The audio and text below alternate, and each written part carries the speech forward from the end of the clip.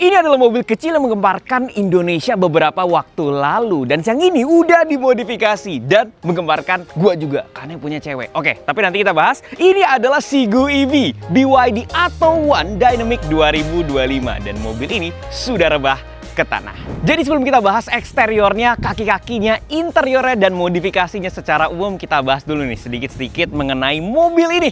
Jadi mobil kecil ini teman-teman, di luar negeri itu ada beberapa yang namanya BYD Seagull di Cina ya, di Tiongkok ya. Kemudian di negara-negara lain juga ada namanya BYD Mini Dolphin. Nah, mobil kecil ini masuk ke Indonesia dengan nama BYD Atto One. Jadi adiknya dari mungkin BYD Atto 3 yang sudah kita kenal ya. Dan mobil ini sebenarnya sedikit berbeda dengan versi Seagull yang ada di Tiongkok ya. Bumpernya ini berbeda nih. Kumis yang part plastik kerasnya ini sedikit lebih besar dan itu menjadi ciri khas dari Atto One yang ada di Indonesia. Tapi sebenarnya mungkin review-review tentang Atto One ini sudah banyak sebagai mobil kecil baru dengan harga yang cukup reasonable. Sekarang gue pengen bahas ke mobilnya spesifik Sigu EV ini karena mobil ini sudah dimodifikasi teman-teman. Sebenarnya yang dimodifikasi dari mobil ini adalah kaki-kaki, tapi ketika modifikasi kaki-kaki itu dan just right, mobilnya jadi seperti ini. Cakep sekali. Teman-teman, mobil ini dimodifikasi dengan velg Folkrace GTP. Jadi Folkrace GTP ini sendiri juga merupakan velg yang cukup tua teman-teman. Kalau kalian lihat di stikernya di bawah itu tertulisnya production date-nya di 2002. Spesifikasi sendiri ini adalah ring 17,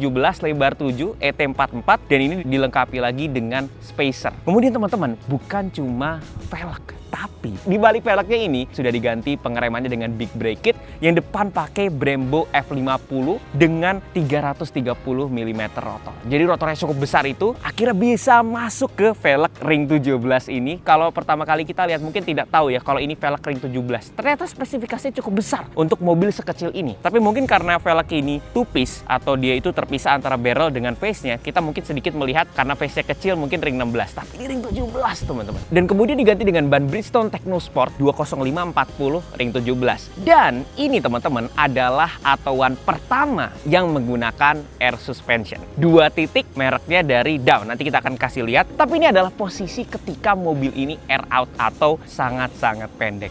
Manis sekali teman-teman ya.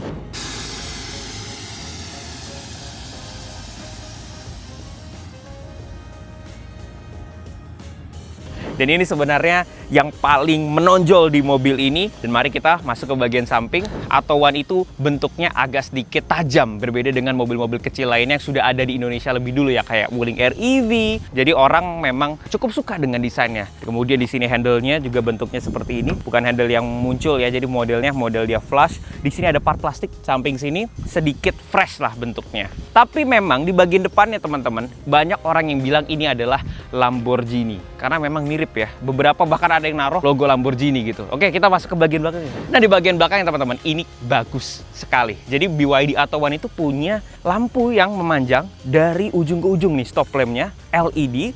Dan ini adalah tipe yang dynamic teman-teman, artinya tipe yang lebih rendah. Meskipun seperti itu, tapi secara fisik gak terlalu kelihatan downgrade-nya. Dan di bagian belakang ini ada spoiler teman-teman. Yang sebenarnya ini adalah spoiler standarnya, tapi ternyata dilihatnya cukup enak juga. Dia itu desainnya beda ya, multi-step seperti ini, tengahnya turun. Dan ini bener-bener ngebuat mobil ini jauh lebih fresh. Kalian bayangin kalau mobil ini nggak dipakaikan spoiler ini kayaknya botak banget. Karena kan dia sporty banget ya, seperti Lamborghini Huracan kan. Karena ini adalah mobil EV ya, ini mobil sangat simpel sekali. Jadi nggak terlalu banyak yang bisa kita lihat, bahkan dia tidak ada knalpot dan segala macam. Tapi bagian bumper bawah sini ada ala-ala diffuser ya, dan sepertinya di sini ada parking sensor. Nah teman-teman, BYD Atto One yang di sini atau Sigu ini menaruh air suspension di tempat yang tidak biasanya. Kalau air suspension itu bisa kita taruh di bagian bagasi belakang ya, kompresor dan segala macamnya. Ini dia taruh di bagian luar, di bagian bawah teman-teman. Katanya sih di sini ada ruang yang cukup banyak karena ternyata ini mobil front wheel drive. Jadi tidak ada gardan di belakang, tidak ada yang menghalangi, akhirnya ditaruh di bagian belakang bawah sini. Di balik kampas ini nih teman-teman, ada motor elektrik 75 horsepower dan 135 Nm. Jadi ini motor elektriknya ada di depan teman-teman, transversal ke roda depan alias front wheel drive, nggak seperti mobil-mobil kayak REV yang rear wheel drive gitu-gitu. Dan dia punya baterai di 30 kWh kWh. Ya, ini semua spesifikasi teknis dari mobil elektrik ya, enaknya lebih baik kita bahas nanti sama yang punya, karena yang punya lebih paham. Dan teman-teman, kalau lagi di emergency, kita bisa tarik tali kuning ini, dia semacam untuk memutus semua aliran listrik. Let's say ini emergency apa ya, seperti kebakar, kemudian kecelakaan, kita tarik itu semua untuk disconnect semuanya. Nah, oke, tapi intinya ini adalah mobil yang cukup ya untuk perkotaan, ngecasnya DC, jadi bisa lebih cepat, dan untuk harian pasti running cost-nya juga cukup rendah. Jadi mobil ini teman-teman, itu bisa dibuka dengan berbagai macam kunci, termasuk dengan kunci dengan teknologi NFC di sini atau Near Field Communication. Jadi ada bisa dibuka dari BYD app, dari juga di Apple Wallet. Jadi misalkan kita tempelin di sini, ini handphone yang punya, mobilnya ke-lock teman-teman. Terus kita tempelin lagi, mobilnya ke-unlock. Segampang itu. Oke, kita balikin dulu. Kita sekarang masuk ke interiornya. Oke teman-teman, masuk ke interiornya BYD Atto1 Sigu EV. Ini pertama kali sebenarnya gue udah ngelihat mobil ini tuh di Gias 2025. Tapi setelah masuk, ternyata mobil ini memang bener-bener nggak sempit sama sekali. Meskipun mobilnya kecil dan desainnya ini bener-bener unik banget. Jadi dashboardnya itu dia semacam ombak gitu ya, nge-wave gitu.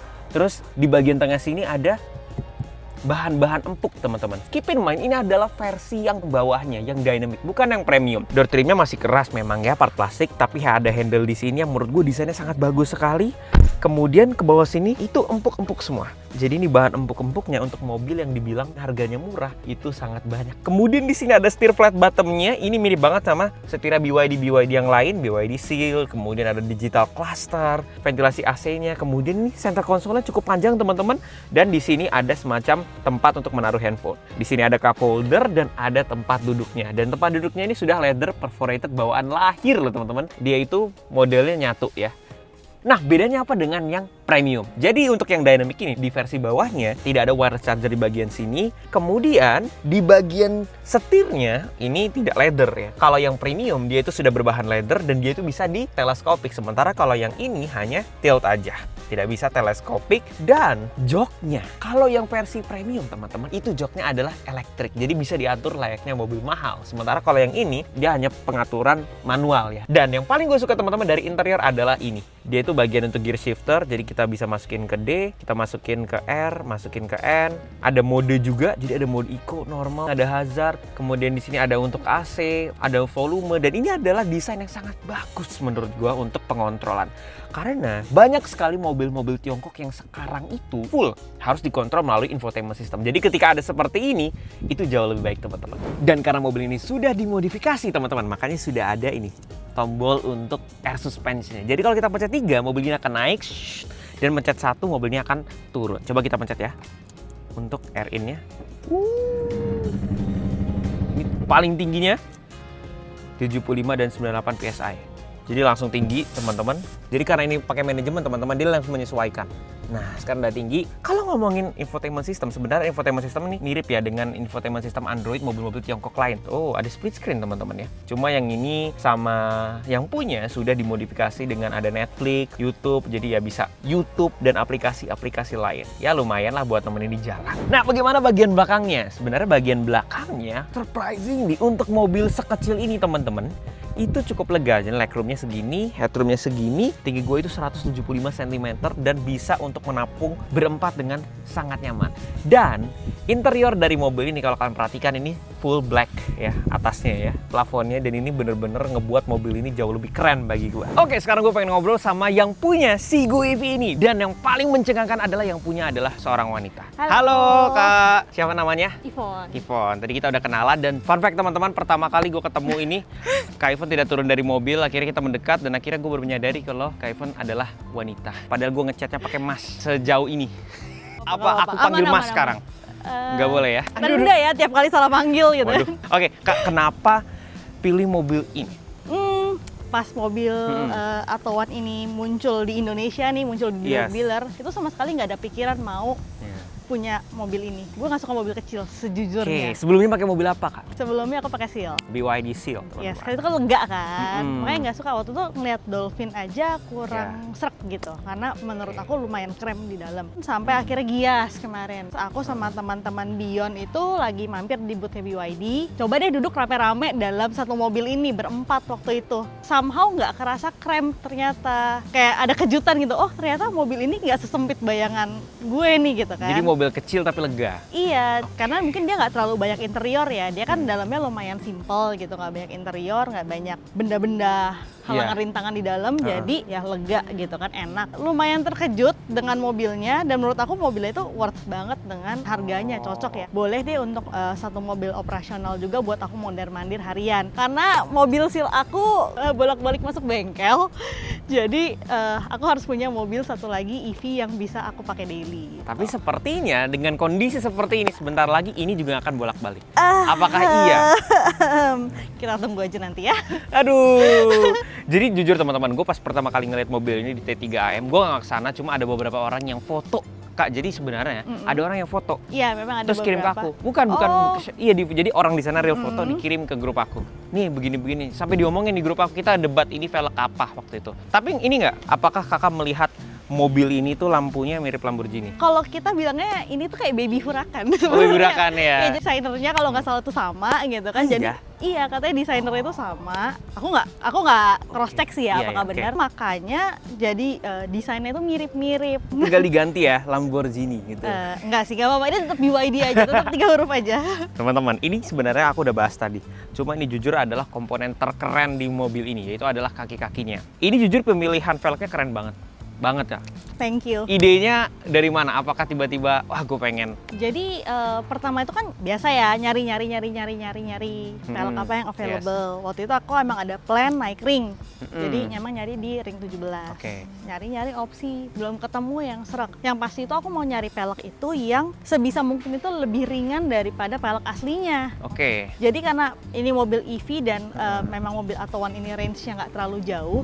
Kalau kakinya sekolah nih 300-an kilo lah kurang lebih. Kalau misal aku tambah bobot kan otomatis range itu makin akan berkurang kan. Nah makanya aku nyari itu kalau bisa sebisa mungkin itu pelek itu harus lebih ringan. Setelah penantian panjang nyari, kebetulan aku diskusi sama beberapa temanku tuh dari malam sampai pagi tuh ngubek-ngubek nyari pelek. Akhirnya ketemulah harta karun ini gitu. Ketemulah GTP ini. Dan kondisinya bagus banget. Kondisinya masih bagus banget. Tapi di refresh atau?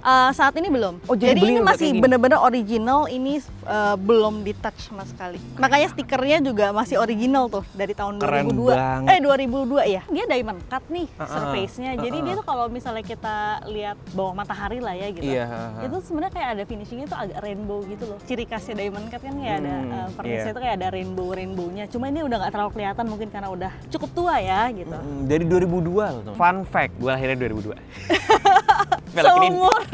Seumur Mas Rafito. Iya, seumur velg 23 tahun velgnya. Wow, tapi masih bagus banget. Terus dia itu two-piece teman-teman. Dan di bagian sini di antara face dan si barrelnya dia itu ada semacam bolongan-bolongan nih. Iya, ini yang salah satunya juga yang bikin ringannya dari velg ini. Ini lebih ringan daripada ring 16 bawahannya Atowan gitu. Ini adalah ciri khasnya nih, nggak ada yang bisa bikin kopinya. Wah, keren banget. Tapi emang bener ini the first Atowan pakai air suspension. Atowan pakai air suspension setahu saya di Indonesia. Di Indonesia ya. Kalau the first Atowan pakai big brake kit bener apa nggak? Harusnya sih so far ya. Kalau aku kan kebetulan dari komunitas yang Atowan. Ini tuh jadi itu udah sebenarnya sebelum video viral yang ada di TikTok dan di Instagram itu udah jadi saya sekitar 2 minggu sebelumnya. Jadi sebenarnya udah jadi tapi nggak langsung di up gitu loh. Dan teman-teman, bukan cuma yang depan, coba kita lihat yang belakang. Ini juga udah pakai big brake kit juga. Jadi big brake kit ini F40 ya kayak. Kalau ini F40. Dan ini kayaknya ini untuk brakingnya, ini untuk EPB-nya. Jadi ini adalah brake aslinya sih. Bisa dijadiin EPB. Bisa. Gimana remnya Kak? Mobil sekecil ini terus pakai big brake kit. Pas sih menurut aku. Gua kan waktu itu juga ganti BBK teman-teman, dan itu juga hampir langit dan bumi sama standar. Apalagi kalau mobilku kan emang udah mobil tua. Sini teman-teman, yang belakang bener-bener nempel. Keren banget treatmentnya. Ini 12 mm loh. Teman-teman, 12 mm. Dan bener kan kalau ternyata si kompresor ini di luar. Iya. Tadi aku ngomong. Kompresor sama tabung ini aku memanfaatkan space yang ada. Nyari. Kalau seal kemarin ada di frang, bisa dimanfaatkan di frang. Ini nggak punya frang. Bagasi juga ukurannya lumayan kecil. Jadi aku nyari di mana ya kira-kira yang bisa aku taruhin si tabung dan kompresor. Dan Ternyata di nemulah di bawah sana. Jadi kalian bayangkan kalau di mobil biasa ya itu ada area untuk spare tire ya. Tapi itu kalau di mobil biasa, kalau di mobil EV kan kita nggak pakai spare tire, itu ada kompresor digantung. Ada kompresor dan tabung di situ. Tapi keren sih, maksudnya kita nggak makan bagasi dan segala macam Betul, kan? jadi bagasi itu masih sangat fungsional. Kalau misalnya diintip di dalam, ini adalah mobil tempur, ini mobil harian, selalu penuh dengan barang ini dan itu gitu. Dari tadi Kak Ivon tuh selalu ngomong kalau ini adalah mobil tempurnya dia. Udah boncel-boncel. Tapi sepertinya sebentar lagi mobilnya akan nggak tempur lagi, nggak tahu sih. Apa rencana ke depannya untuk mobil ini, Kak? Aku masih rahasia, plan ke Oh, depannya. rahasia. Rahasia. Nanti kita tunggu aja, kita biar surprise gitu kan. Jujur, aku walaupun mobil dimodif, aku akan tetap pakai mobil itu daily. Oke. Jadi sebisa mungkin kalau mobil itu lagi nggak di bengkel, pasti aku pakai daily gitu loh. Jadi memang dia di-build dengan comfortnya dan safety-nya itu juga masih oke gitu. Oke, berarti kita satu visi. Itu mobilku full daily banget, Kak. Seceper itu, malah nggak pakai air suspension. Wow, pusingnya. Pusing Kalau aku banget. Ersas jujur ya, bukan buat gaya-gayaan dong. Oke, gaya Iya. oke lah, cuman salah satunya itu karena fungsional. Kalau misalnya parkir dia bisa RL, cakep kan dilihatnya. Iya. Tapi kalau misalnya lagi butuh di jalan rusak atau misalnya posisi tidur yang tinggi, tinggal pencet tombol satu, dia naik atau turun menyesuaikan. Wow. Gitu ya. Nah, kalau ini apa, Kak? RT Fly. RT Fly ini brand portable EV charger yang aku punya. Apakah ada Bukan barangnya aku di punya, sini? sorry. Yang aku distribute di Indonesia. Konsepnya adalah dimanapun ada listrik, dengan kondisi listrik yang seperti apapun, kita tetap bisa ngecas. Let's say misalnya listrik kecil nih, di sini cuma misalnya 1500 watt, kita tetap bisa ngecas. Terus kalau rewelnya mobil sendiri juga kan adalah harus pakai ground chargernya. Nah kalau RT Fly ini bisa diganti modenya, ground sama not ground. Dan itu memudahkan banget kalau misalnya teman-teman itu traveling, biar nggak worry lah di tengah jalan, misalnya SPKLU-nya error semua, Oke. masih ada opsi, oke lah ngecas walaupun sangat slow atau apa, tergantung listriknya, itu tetap bisa ngecas. Nah, apa bedanya sama wall chargernya gitu? Ya, jadi kalau Hah? biasa beli mobil, Iya, oke. ada yang dikasih wall charger, ada yang dikasih plus portable chargernya, ada yang nggak oke. dikasih portable-nya, ada yang dikasih portable doang, nggak dikasih wall charger. Jadi tergantung paketan mobil-mobilnya nih sebenarnya. Oke. Nah, hampir semua mobil tapi kebanyakan tuh punya portable charger. Tapi portable-nya ini tuh yang tadi aku bilang harus bekerja dengan ground. Fun fact-nya gitu kan, di Indonesia itu kebanyakan itu instalasi listrik itu tanpa ground. Ataupun kalau misalnya ada ground itu groundnya jelek. Jadi sebenarnya groundnya udah nggak berfungsi optimal lah ya. Jadi nggak kedeteksi dengan oleh chargernya gitu. Wow, insight yang sangat menarik. Walaupun sebenarnya gue nggak terlalu ngerti, teman-teman. Makanya harus cobain pakai mobil listrik dulu baru ngerti. Aku sering nyobain mobil listrik. Karena Ah, mobil tesku maksudnya- listrik semua. Tapi nggak punya mobil listrik. Harus ngerasain hidup bersama mobil listrik Nah, lah gitu. iya. Minim-minim seminggu deh. Iya. Seminggu dan kayak misalnya dengan jarak tempuh yang jauh gitu. Iya. Jadi yang misalnya antar kota, let's say. Nah, itu baru mungkin akan berasa Ngerasain ya. ketar-ketirnya kalau ini baterai gue tinggal segini nih. Mobil EV itu akan Iya. lebih hemat kalau kalian bawa macet-macetan. Kalau kalian bawa lewat tol terus, itu akan lebih boros. Karena Hemat ngerem banget ya. terus, regen terus kan. Oh iya, bener. Kalau dibawa ngetol, kapan regennya? Injek gas terus kan. Iya, bener. Mobil listrik, mobil listrik. Tapi tetap dong, seboros-borosnya mobil listrik deh ya, let's say. Iya. Cost-nya akan lebih rendah kan daripada Oh isi iya, bensin. bener. Oke, terima kasih Kak Ivon Thank you juga udah menemani Mas hari Rafito. ini. Pertama kalinya, mohon maaf aku kaget dan kita sudah chatting pakai Mas. Kenapa pertanyaanku kenapa nggak dikoreksi dari awal? Bingung ya? Udah terlalu terbiasa, salah dipanggil Om, dipanggil Mas, dipanggil ya apa? Karena mobil itu emang biasanya justru Lebih awal identik Om ya? pertama, Om gitu. Bahkan anak kecil pun dipanggilnya Om. Penting kalau ada dunia otomotif kita manggilnya Om. Iya, biasa kalau di grup atau di Yes. mana pasti panggilnya Om dulu kan. Om. Nah. Ntar tinggal dikoreksi aja gitu kan. Iya. Tapi kalau dikoreksi coba ngomong doang kadang-kadang kayak Jadi ya udah nanti awkward aja ya. tunggu ketemu gitu. Nanti aja tunggu ketemu biasanya gitu. Tapi respect sih Kak, ini mobil keren banget dan Thank you. kalau tadi kita dengar di belakang katanya sih banyak ada project-project selanjutnya. Ditungguin ya, semoga akan menjadi Atowan nextnya the first Atowan with Lamborghini engine. Waduh, Jangan nggak dong. jadi EV lagi dong. Nggak jadi EV lagi. Oke, thank you Oke, Kak thank you. Ivon. Kalau kalian pengen nonton review seperti ini, jangan lupa untuk subscribe di bawah, nyalain loncengnya. Kalau kalian suka, klik like, komentar kalau ada komentar, dan klik share untuk kasih ke teman-teman atau saudara kalian. Dadah!